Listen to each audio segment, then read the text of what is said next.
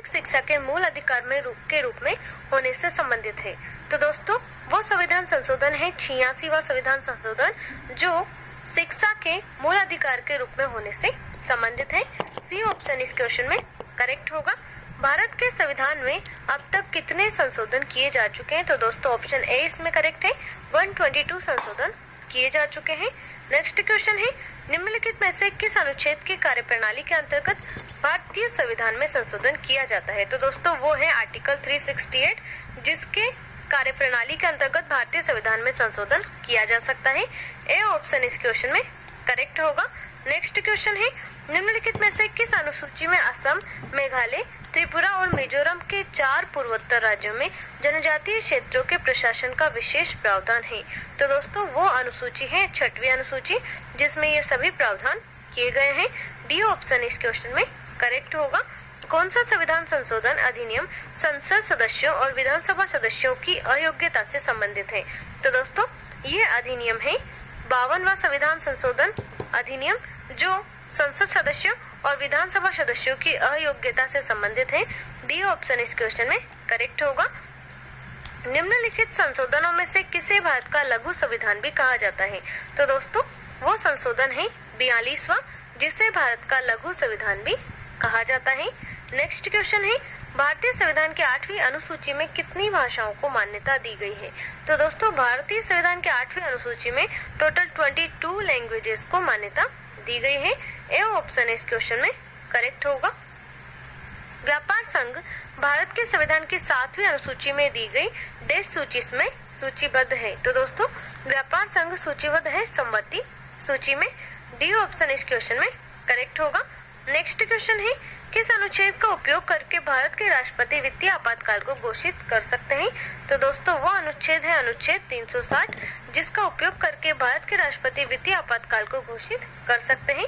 C option इस question में correct होगा। नेक्स्ट क्वेश्चन है बेटिंग और जुआ भारत के संविधान की 7वीं अनुसूची में दी गई देश सूची से सूचीबद्ध है? तो दोस्तों ये है राज्य सूची में सूचीबद्ध। बी ऑप्शन इस क्वेश्चन में करेक्ट होगा।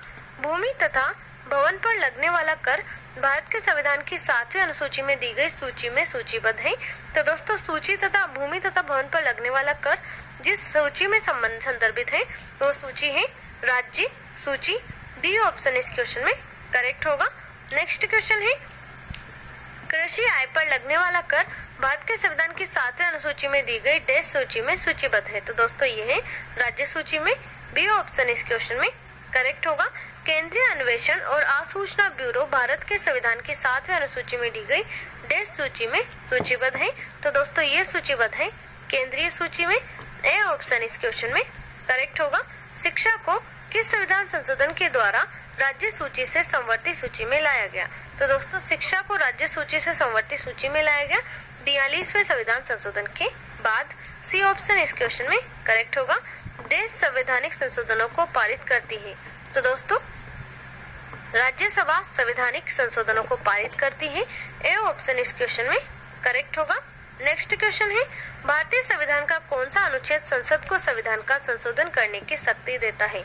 तो दोस्तों वो अनुच्छेद है अनुच्छेद 368 जो संसद को संविधान का संशोधन करने की शक्ति देता है। डी ऑप्शन इस क्वेश्चन में करेक्ट होगा। किस संवैधानिक संशोधन में संपत्ति का अधिकार मौलिक अधिकार के रूप में खत्म कर दिया गया? तो दोस्तों वो संवैधानिक संशोधन हुआ 44वां जिसमें संपत्ति का अधिकार मौलिक अधिकार नहीं रहा। सी ऑप्शन इस क्वेश्चन में करेक्ट होगा। भारत के संविधान का कौन सा अनुच्छेद यह बताता है कि भारत के क्षेत्र के अंतर्गत राज्य किसी भी व्यक्ति को विधि के समक्ष समानता तथा विधि की समान सुरक्षा का खंडन नहीं करेगा?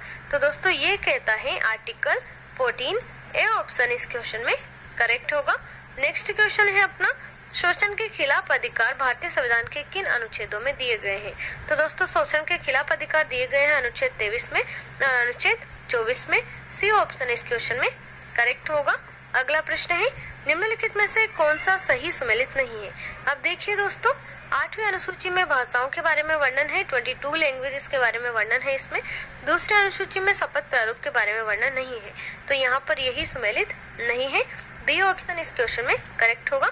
भारतीय संविधान का अनुच्छेद 21A निम्नलिखित में से किससे संबंधित है? तो दोस्तों 21A संबंधित है शिक्षा के अधिकार से। डी ऑप्शन इस क्वेश्चन में करेक्ट होगा।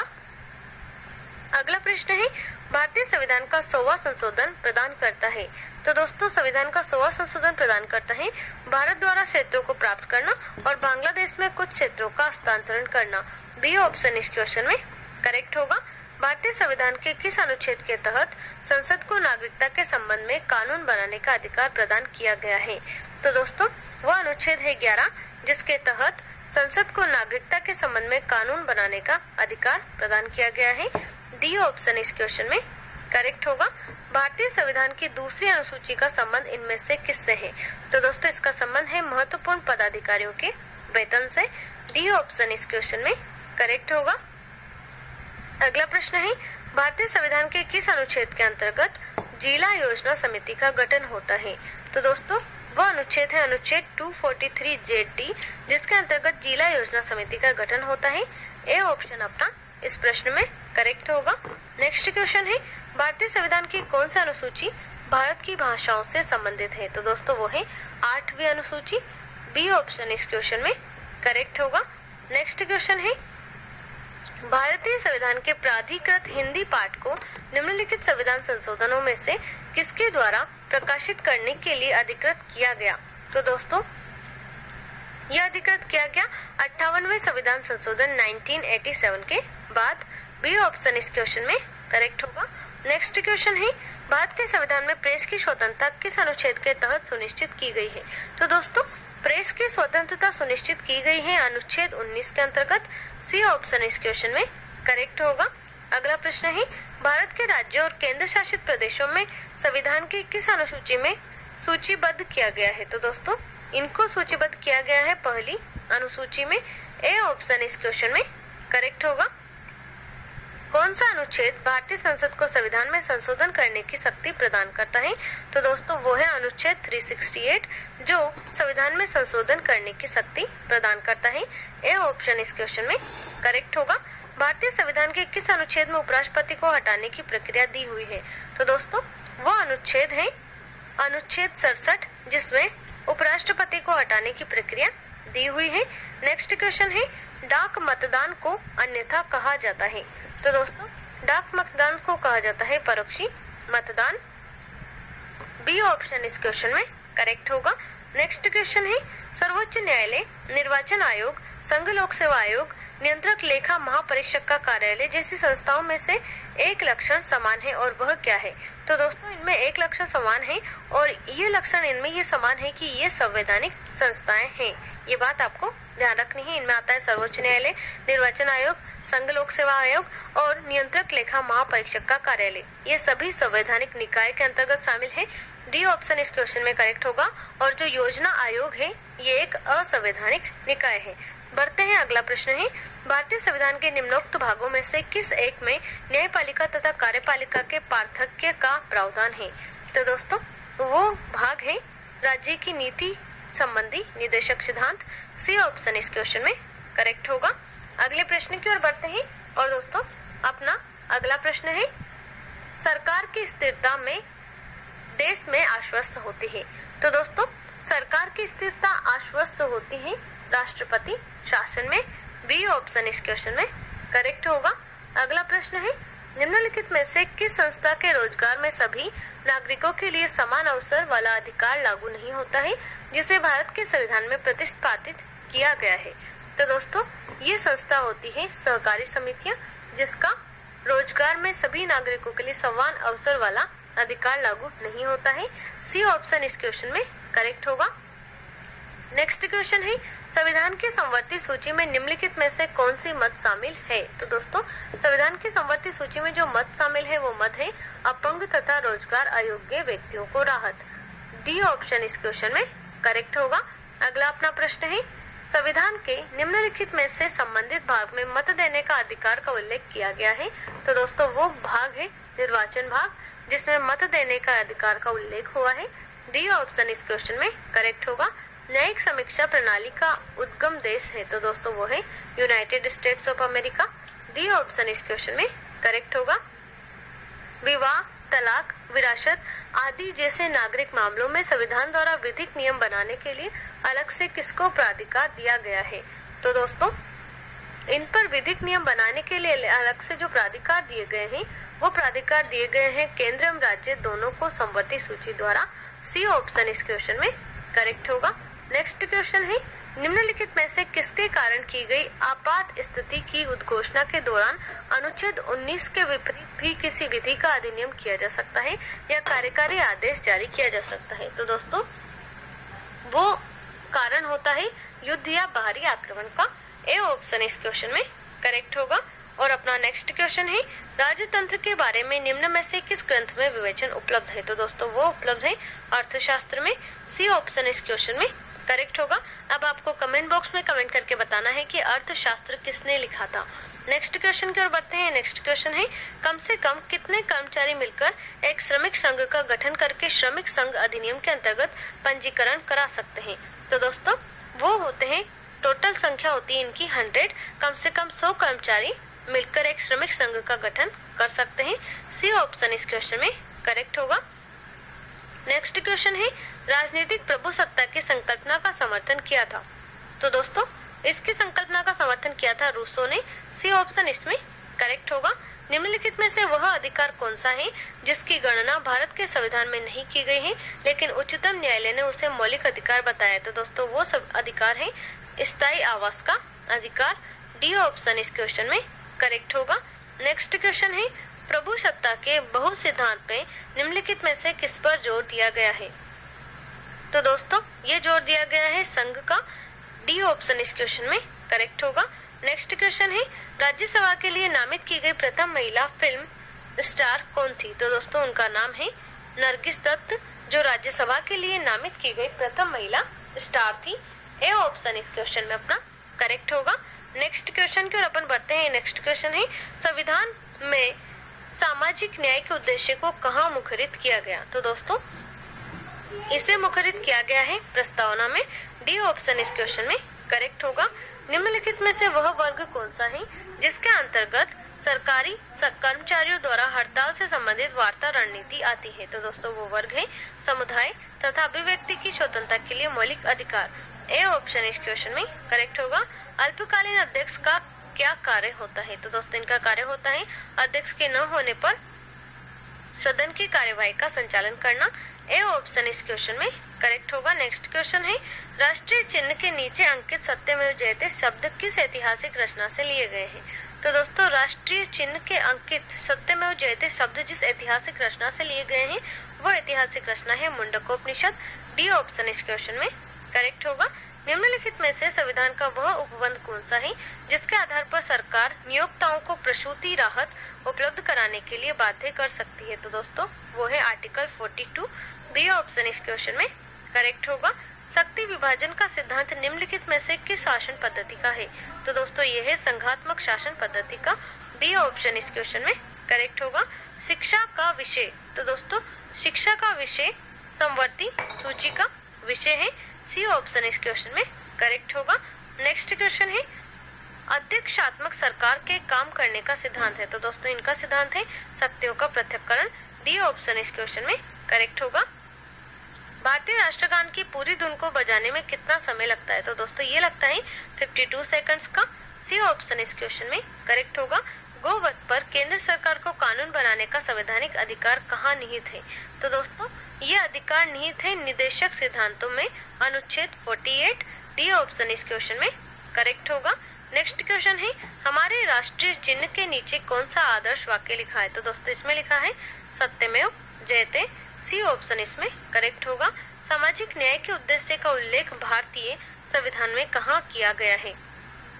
तो दोस्तों इसका उल्लेख किया गया है आर्टिकल 15 में। सी ऑप्शन इस क्वेश्चन में करेक्ट होगा। निम्नलिखित में से किसको भारतीय संविधान में एक अधिकार के रूप में नहीं लिखा गया है? तो दोस्तों वो नहीं लिखा गया है आर्थिक अधिकार को। सी ऑप्शन इस क्वेश्चन में करेक्ट होगा। एमिकस क्यूरिएई कौन होता है? तो दोस्तों ये होते हैं न्यायालय के मित्र। बी ऑप्शन इस क्वेश्चन में करेक्ट होगा। हमारे राष्ट्रीय झंडे के मध्य में बने धर्म चक्र का रंग क्या है? तो दोस्तों इसका कलर होता है blue. C option navy blue नहीं होता है दोस्तों, ब्लू ही इसका कलर होता है। तो यहाँ पर ये कोई भी ऑप्शन इसमें सही नहीं है। अगला क्वेश्चन है, भारत के राष्ट्रीय ध्वज में बने अशोक चक्र में झंडों की संख्या कितनी है? तो दोस्तों झंडों की संख्या जो है वो है 24। एक्चुअल में डंडों की संख्या यानी कि तीलियां उनको बोला जाता है और उनकी संख्या है 24। सी ऑप्शन इसमें करेक्ट होगा। किस देश में वित्त विधेयक विधानमंडल के ऊपरी सदन में पेश किया जाता है? तो दोस्तों वित्त विधेयक विधानमंडल के ऊपरी सदन में पेश किया जाता है, वो देश है जर्मनी। डी ऑप्शन इस क्वेश्चन में करेक्ट होगा। निम्नलिखित में से चतुर्थ वर्ग किसे कहा जाता है? Fourth state. तो दोस्तों चतुर्थ वर्ग कहा जाता है मीडिया को। बी ऑप्शन इस क्वेश्चन में करेक्ट होगा। निम्नलिखित में से किस देश ने प्रत्यक्ष लोकतंत्र लागू किया? तो दोस्तों वो लागू किया है स्विट्जरलैंड ने। डी ऑप्शन इसमें करेक्ट होगा। अधिकारी वर्ग करता है? तो दोस्तों अधिकारी वर्ग करता है प्रशासनिक और अर्ध न्यायिक तथा अर्ध विधायी कार्य। डी ऑप्शन इस क्वेश्चन में करेक्ट होगा। निम्नलिखित में से किस देश का लिखित संविधान है? तो दोस्तों वो देश है यूके जिसका अलिखित संविधान है। हमारे देश का संविधान लिखित है। बी ऑप्शन इस क्वेश्चन में करेक्ट होगा। नेक्स्ट क्वेश्चन है, कौन सी सेवा केंद्रीय सेवा नहीं है? तो दोस्तों वो है भारतीय पुलिस सेवा, ये केंद्रीय सेवा नहीं है। ए ऑप्शन इस क्वेश्चन में करेक्ट होगा। नेक्स्ट क्वेश्चन है, निम्नलिखित कथनों का मूल्यांकन करें। अब देखिए, समानता की कानूनी व्याख्या मुख्यतः कानून में समक्ष समानता और कानून की समान सुरक्षा द्वारा प्रभावित होती है। सेकंड कथन है, कानून के समक्ष समानता का अर्थ है कानून का शासन। अब इनमें जो कथन सही है और जो गलत है, तो दोस्तों इनमें दोनों ही कथन सही है। सी ऑप्शन इस क्वेश्चन में करेक्ट होगा। अगला प्रश्न है, निम्नलिखित में से कौन सी विशेषता भारतीय संघ और अमेरिका संघ दोनों में साझी है? तो दोस्तों वो है संविधान की व्याख्या के लिए संघीय उच्चतम न्यायालय। डी ऑप्शन इस क्वेश्चन में करेक्ट होगा। संपत्ति के अधिकार को मौलिक अधिकारों की सूची में किसके शासनकाल के दौरान हटाया गया था? तो दोस्तों वो शासनकाल था मोरारजी देसाई सरकार का। बी ऑप्शन इस क्वेश्चन में करेक्ट होगा। भारतीय राज्यों का भाषाई आधार पर पुनर्गठन किस वर्ष हुआ? तो दोस्तों इसका पुनर्गठन हुआ था 1956 में। सी ऑप्शन इसमें करेक्ट होगा। एक बार स्पीकर सदा स्पीकर की परंपरा अपनाई जाती है। तो दोस्तों एक बार स्पीकर सदा स्पीकर की परंपरा अपनाई जाती है यूके में। ए ऑप्शन इस क्वेश्चन में करेक्ट होगा। भारत का राष्ट्रीय पुष्प कौन सा है? तो दोस्तों भारत का राष्ट्रीय पुष्प है कमल। बी ऑप्शन इस क्वेश्चन में करेक्ट होगा। भारतीय दंड संहिता लागू हुई थी? तो दोस्तों ये हुई थी 1862 में। डी ऑप्शन इसमें करेक्ट होगा। इंग्लिश मुकुट एक उदाहरण है? तो दोस्तों ये उदाहरण है नामित कार्यपालिका का। डी ऑप्शन इसमें करेक्ट होगा। संघ सूची, राज्य सूची और संवर्ती सूची में सभी विधायी मुद्दे शामिल हैं, फिर भी कोई ऐसी मद हो सकती है जिसका उल्लेख किसी में भी न हो, उस मत पर कानून कौन बनाएगा? तो दोस्तों उस मत पर कानून बनाया जाना है केवल संसद के द्वारा। ए ऑप्शन इस क्वेश्चन में करेक्ट होगा। अगला प्रश्न है, निम्नलिखित में से किस देश में संघीय सरकार है? तो दोस्तों वो देश है यूएसए। बी ऑप्शन इस क्वेश्चन में करेक्ट होगा। लोगों की सहमति का अर्थ है? तो दोस्तों इसका अर्थ होता है अधिकांश लोगों की सहमति। सी ऑप्शन इस क्वेश्चन में करेक्ट होगा। सूची फर्स्ट को सूची सेकंड से सम्मिलित करना है और सूचियों के नीचे जो कोड दिया गया है उसके आधार पर उत्तर का चयन करना है। तो दोस्तों यहाँ पर सूची फर्स्ट और सूची सेकंड दी हुई है और उसके साथ ही यहाँ पर नीचे कोड भी दिया हुआ है। तो दोस्तों कोड के आधार पर ही अपने को चयन करना है। तो दोस्तों संसद सदस्य जो होते हैं ये वयस्क मतदान द्वारा निर्वाचित होते हैं। यहाँ पर हो जाएगा ए में फोर्थ। इसके बाद है राष्ट्रपति। तो दोस्तों राष्ट्रपति निर्वाचन मंडल द्वारा निर्वाचित होते हैं, तो बी में हो जाएगा अपने फर्स्ट। इसके बाद है उपराष्ट्रपति। तो दोस्तों उपराष्ट्रपति संसद द्वारा निर्वाचित होते हैं और अध्यक्ष जो होता है अध्यक्ष यानी कि स्पीकर, तो दोस्तों अध्यक्ष होता है लोकसभा द्वारा निर्वाचित। तो 4, 1, 2, 3 का अपने यहाँ पर मेल बनेगा और डी ऑप्शन इस क्वेश्चन में करेक्ट होगा। कास्ट शब्द किस भाषा से लिया गया है? तो दोस्तों कास्ट शब्द लिया गया है पुर्तगाली भाषा से। ए ऑप्शन इस क्वेश्चन में करेक्ट होगा। राष्ट्रपति भवन का डिजाइन बनाया था? तो दोस्तों वो बनाया था एडविन लुटियंस ने। सी ऑप्शन इसमें करेक्ट होगा। लोकतंत्र के दो रूप कौन से हैं? तो दोस्तों वो है संसदीय और अध्यक्षात्मक। ए ऑप्शन इसमें करेक्ट होगा। बृहत्तर भारत निम्नलिखित में से किसका द्योतक है? तो दोस्तों बृहत्तर भारत द्योतक है सांस्कृतिक एकता का। बी ऑप्शन इसमें करेक्ट होगा। निम्नलिखित कथनों का मूल्यांकन कीजिए। तो दोस्तों कथन दिए हुए हैं, भारत के राष्ट्रपति पर भारतीय संसद द्वारा महाभियोग चलाया जा सकता है। भारत के राष्ट्रपति को भारतीय संसद द्वारा भारत के मुख्य न्यायमूर्ति के अनुमोदन से ही हटाया जा सकता है। तो दोस्तों इनमें जो कथन है वो है एक सही है और दूसरा सही नहीं है। ए ऑप्शन इस क्वेश्चन में करेक्ट होगा। निम्नलिखित किस स्थिति में स्वेच्छाचारी शासन संभव है? तो दोस्तों वो स्थिति होती है एक दलीय राज्य की जिसमें स्वेच्छाचारी शासन संभव है। ए ऑप्शन इसमें करेक्ट होगा। महत्वपूर्ण विधान पर जनता की राय जानने के लिए कौन सी विधि अपनाई जाती है? तो दोस्तों ये विधि अपनाई जाती है जनमत संग्रह की। सी ऑप्शन इसमें करेक्ट होगा।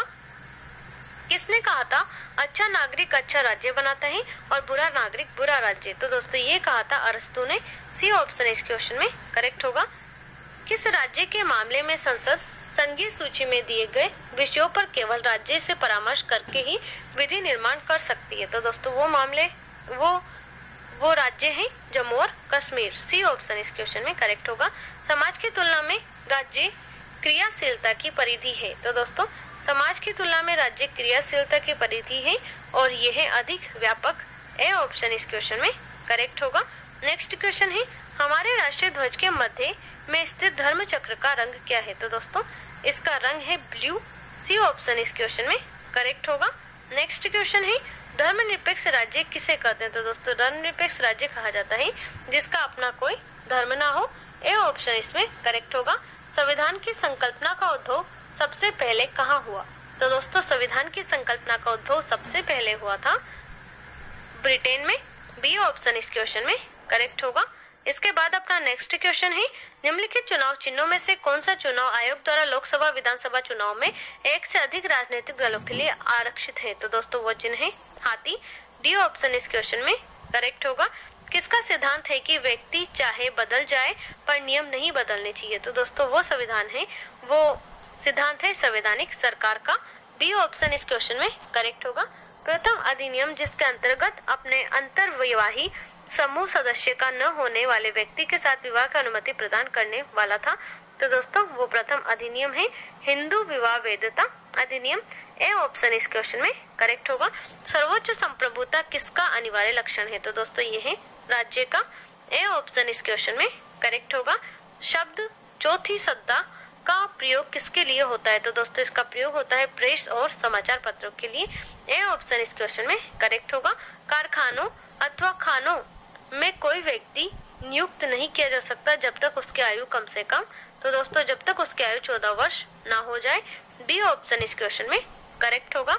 अगला अपना प्रश्न है प्रजातीय भेदभाव किसका उल्लंघन है? तो दोस्तों प्रजातीय भेदभाव उल्लंघन है सामाजिक समानता एवं सामाजिक न्याय के सिद्धांत का। डी ऑप्शन इस क्वेश्चन में करेक्ट होगा। नवगठित छत्तीसगढ़ राज्य के प्रथम मुख्यमंत्री कौन थे? तो दोस्तों नवगठित छत्तीसगढ़ राज्य के प्रथम मुख्यमंत्री थे अजीत जोगी। डी ऑप्शन इस क्वेश्चन में करेक्ट होगा। अगला अपना प्रश्न है दल बदली के आधार पर निर्वाचित सदस्यों की अयोग्यता संबंधी विवरण संविधान की किस अनुसूची में दिया गया है? तो दोस्तों इसका विवरण संविधान की 10वीं अनुसूची में दिया गया है। सी ऑप्शन इस क्वेश्चन में करेक्ट होगा। नेक्स्ट क्वेश्चन है समाजवादी चिंतक निम्नलिखित में से किस क्षेत्र में समानता के अधिकार को बढ़ाने की वकालत करते हैं? तो दोस्तों वो क्षेत्र है आर्थिक क्षेत्र जिसमें ये वकालत करते हैं। डी ऑप्शन इस क्वेश्चन में करेक्ट होगा। अगला प्रश्न है प्रत्यक्ष लोकतंत्र सरकार का एक ऐसा तंत्र है जिसमें। तो दोस्तों प्रत्यक्ष लोकतंत्र सरकार का एक ऐसा तंत्र है जिसमें लोग देश के नीति निर्माण कार्य तथा प्रशासन में सीधे भाग लेते हैं। सी ऑप्शन इस क्वेश्चन में अपना करेक्ट होगा। नेक्स्ट क्वेश्चन है क्रीमी लेयर संकल्पना से तात्पर्य है? तो दोस्तों क्रीमी लेयर संकल्पना से तात्पर्य है आर्थिक स्तर के आधार पर वर्गीकरण। सी ऑप्शन इस क्वेश्चन में करेक्ट होगा। मत देने का अधिकार होता है? तो दोस्तों मत देने का अधिकार होता है राजनीतिक सरकार का। ए ऑप्शन इस क्वेश्चन में करेक्ट होगा। अगले प्रश्न की ओर बढ़ते हैं। अगला प्रश्न है देश निष्कासन के बाद कार्ल मार्क्स ने निम्नलिखित में से किस शहर में रहकर लेखन कार्य किया? तो दोस्तों इन्होंने लेखन कार्य किया है लंदन में रहकर। बी ऑप्शन इस क्वेश्चन में करेक्ट होगा। निम्नलिखित में से देश का सबसे बड़ा कानून कौन सा है? तो दोस्तों वो है भारतीय संविधान। बी ऑप्शन इस क्वेश्चन में करेक्ट होगा। भारत में वैध प्रभु सत्ता निहित है? तो दोस्तों भारत में वैध प्रभु सत्ता निहित है राष्ट्रपति में। ए ऑप्शन इस क्वेश्चन में